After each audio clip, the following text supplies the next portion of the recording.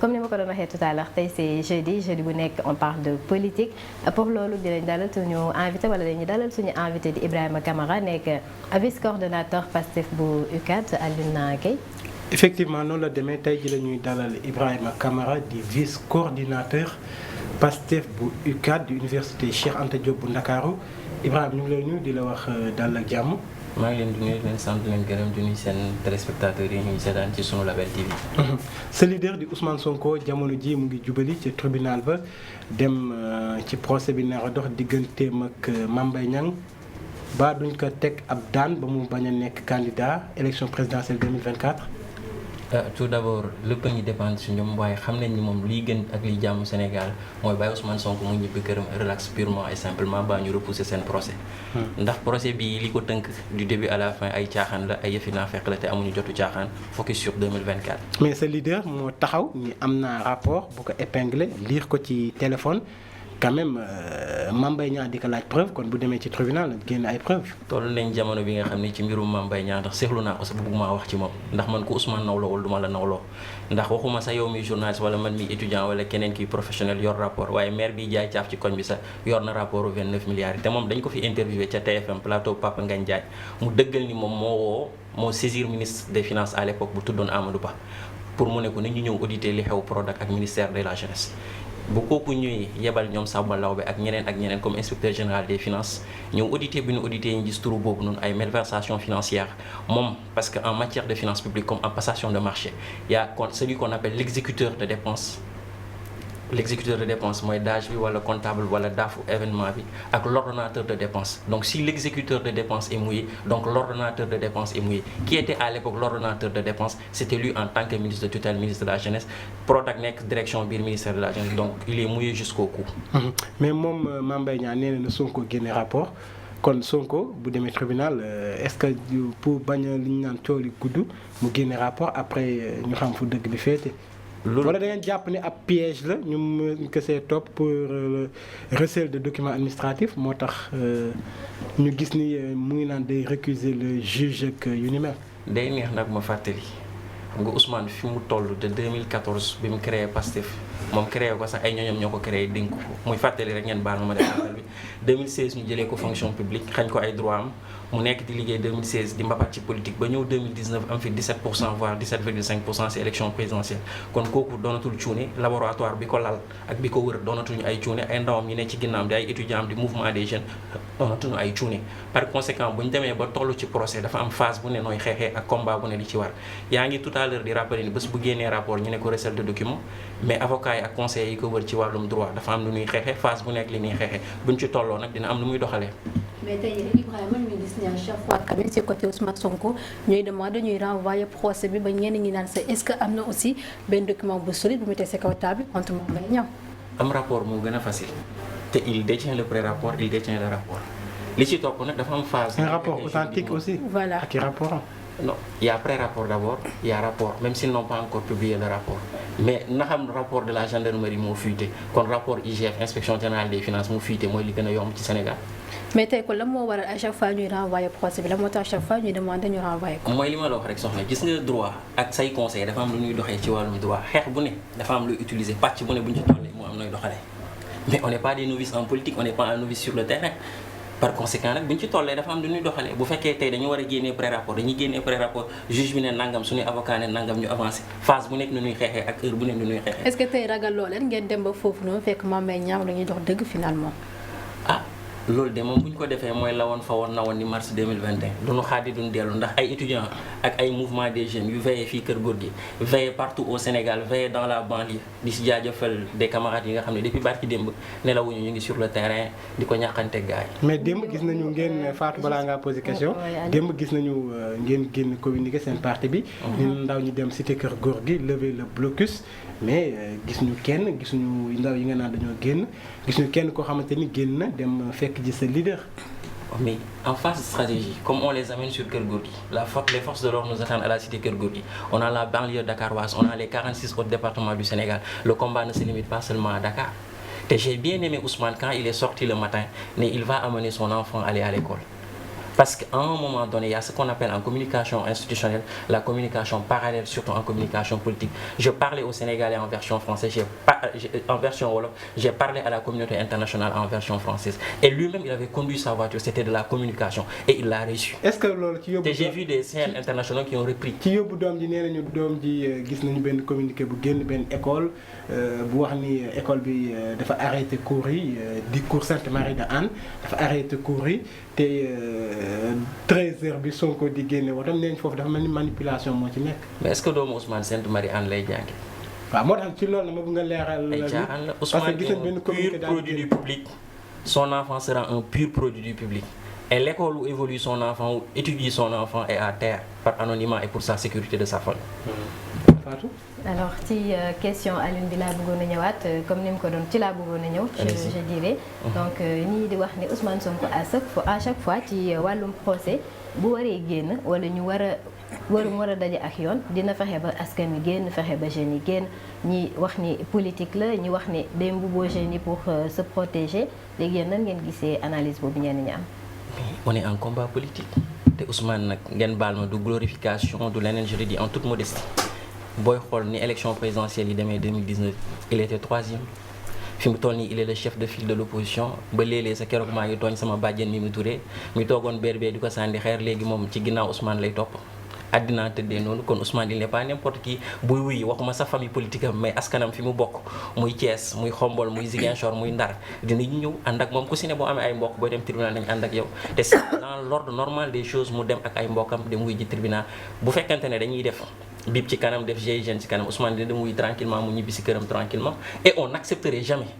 ñu koy jaaral tey ci corniche bi kenn amul maqaama boobu ñu jaarloo ko ci corniche bi d'accord en fait dina génnee kër góor gi daagu rond point kër góor gi def boulevard Cheikh Anta Diop laal université Cheikh Anta Diop de jaar Malick Sy bii joo ko jubal tribunal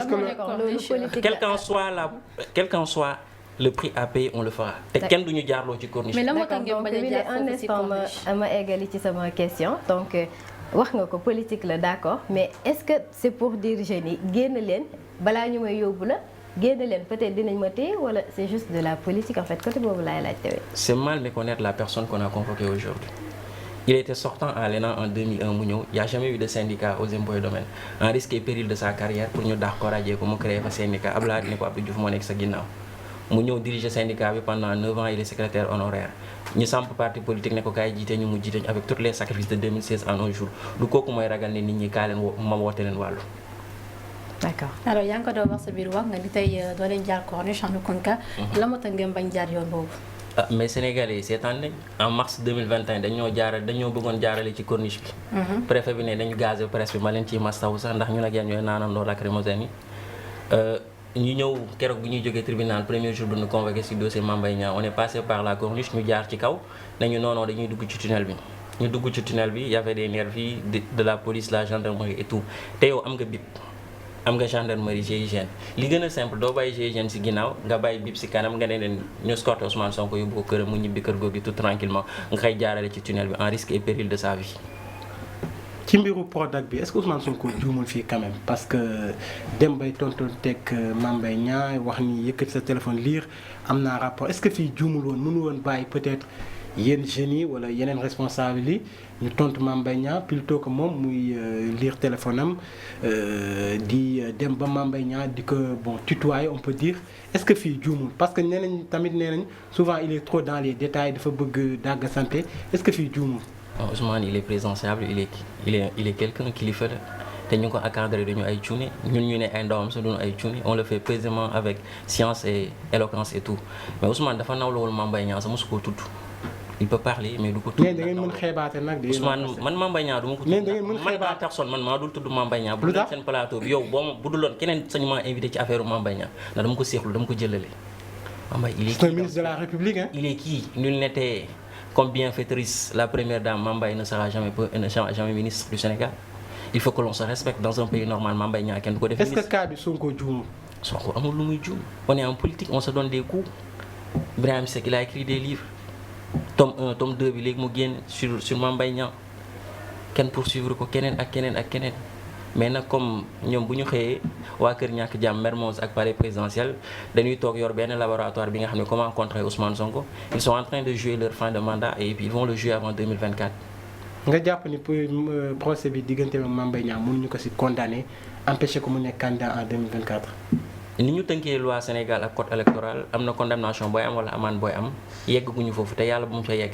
dina ko xañ moo am ay droit pour nekk candidat mais boo gisee ñun aussi suñu avocat di doxalee nii ci procès bi mooy que ni dafa am temps bu ñuy xaar kenn ñaanu ko yàlla bu condamnation amoon am nga droit def appel ba cassation rabat d'arrêt et tout durée boobu am nga 1 an et plus moo tax ñun plus que muy yéex plus que ça nous arrange mais Ousmane moo dul yegg ak foofu ak ñoom parce que ñun on va le régler durant ces 72 heures là.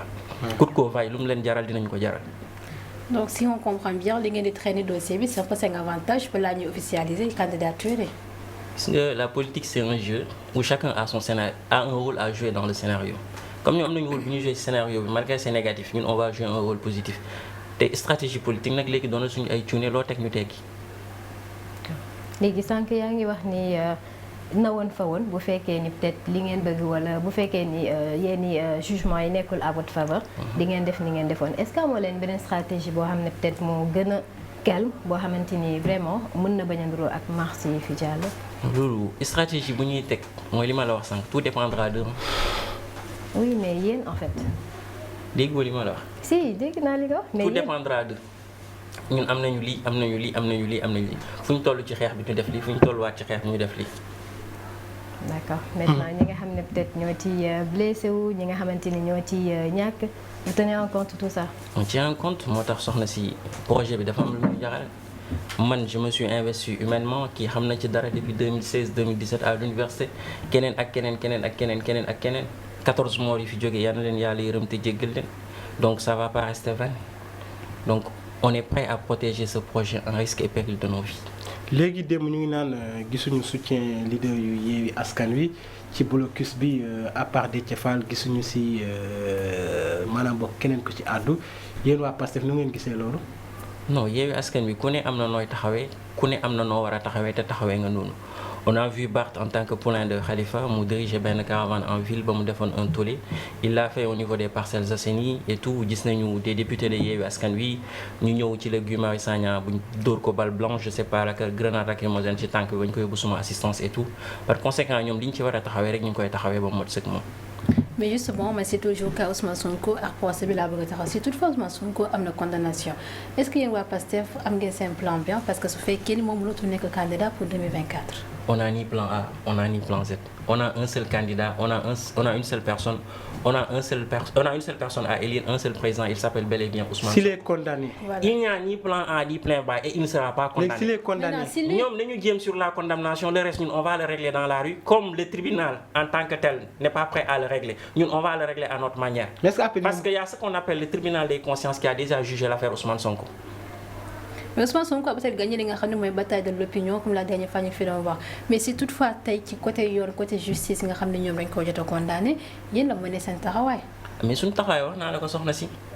comme ñoom ñu ngi xaar kër góor gi ñun ñu ngi dans la banlieue nous sommes dans les autres départements et par conséquent lu mu leen jaral dinañu ko jaral comme ñoom dañoo indiwoon 35 000 tonnes door nañu 15 000 tonnes mu dese leen 20 000 tonnes stratégie rek ñu dem. mais gis nañ ko tey gis nañ ko ci à travers les journaux ñu ne Ousmane Sonko récuse le juge. parce que nee dafa am lien de parenté ak Mame Mbaye Niang ou bien la famille présidentielle loolu tamit est-ce que tamit du jeu de dupe di jéem a nax askan wi. mais c'est son droit le plus absolu il l'a fait c'est pas la première fois qu'il l'a fait il l'a fait avec Mamadou Seck en 2020 en mars 2021 ci le feu Samba Sall yal na ko yàlla yërëm te jéggal ko sauver l'honneur de la magistrature mu nangu angu dossier bi mu jël ko donc recul du juge c'est dans l'ordre normal des choses. bu ñu indiwaatee keneen ba du ko récuser tamit. ça dépend ki ñuy indi ak ki ñuy teg rek mbir mi bu la arrangé tu y vas bu la arrangé doo ci dem mais aussi tamit magistrature bi fi mu toll na ma nit ñi jéggal parce que j'ai des parents et des proches au niveau de la magistrature et la magistrature elle est politisée xoolal nomination yu am au sein de la magistrature dernièrement y a même pas 3 semaines ci ginnaaw ñëpp ñi nga xam ne ànduñu ci affaire Ousmane Sonko dañ leen fi jëlee yóbbu leen dans les régions ou dans les départements les plus reculés du Sénégal. et seen biir mu ngi am ay bañkat ba léegi et je les salue et on n'acceptera pas un petit presqu'île de magistrats de 10 personnes 5 personnes yi nga xam ne ñoo war a mettre réew mi ci biir guuta. démb on a vu même la sortie de l'ancien procureur de la CREI Aliou Ndao di yëkkati ay kàddu comme quoi Macky da ko joxoon ordre depuis le palais affaire traque des biens mal acquis mu bañ a jël mu bañ a laal Ablaye Balde est-ce que yéen yooyu moo tax ngeen di am benn doute ci li nga xamante ni mooy magistrature. lu dee fàng ngeen du ko jeex magistrat yi seen biir bu dee terme d'ancienneté ak grade la ñuy nommé ki ñu def actuel président cour suprême non actuel président je pense cour suprême bu Dakar bi ne woon président cour d'appel ancienneté mayu ko ko grade am mayu ko ko. Donc par conséquent la magistrature elle est politisée ñun ñoo yëy ñu yuuxu wàllu ne leen magistrature bi fi daan Karim Wade ci injustice daan fi Khalifa ci injustice ñun on ne sera pas le troisième sacrifice de l'année. léegi sànq yaa ngi wax ni da ngeen di communiquer ak askanu Sénégal en wolof askan wi nekk ci yeneen dëkk yi en français. évidemment léegi avocat yi nga xam ne moom ngeen jël vers l'étranger ci seen communication la bokk wala di ngeen bëgg am apport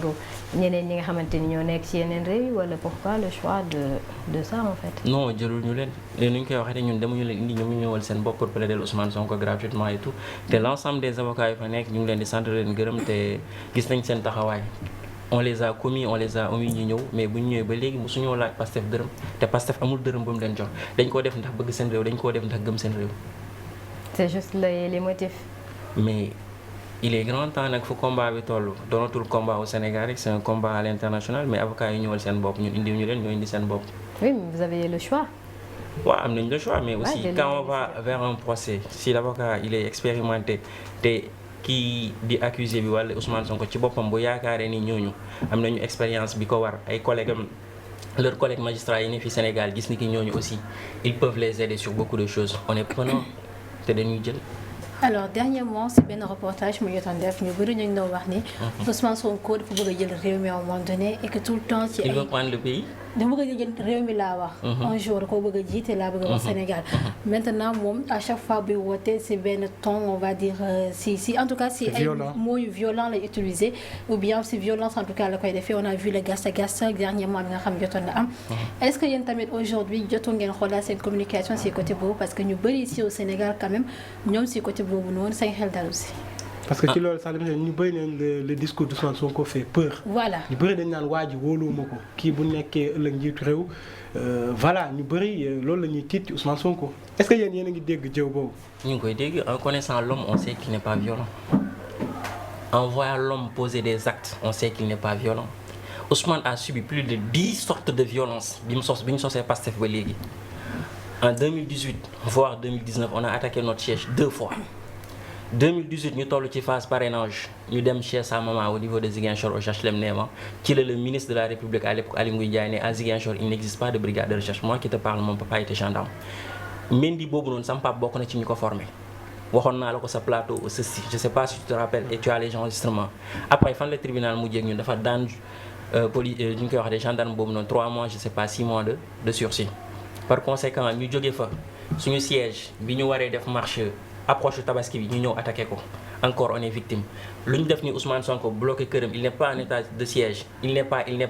ndax loolu du jaay doole c'est pas de la violence les gens ñu taxaw fii di saaga Ousmane Sonko le taxé de rebelle le taxé c'est de la violence physique c'est de la violence verbale mais à chaque fois que Ousmane Sonko il réagit ou il répond il le fait de façon plus diplomate et de la façon la plus posée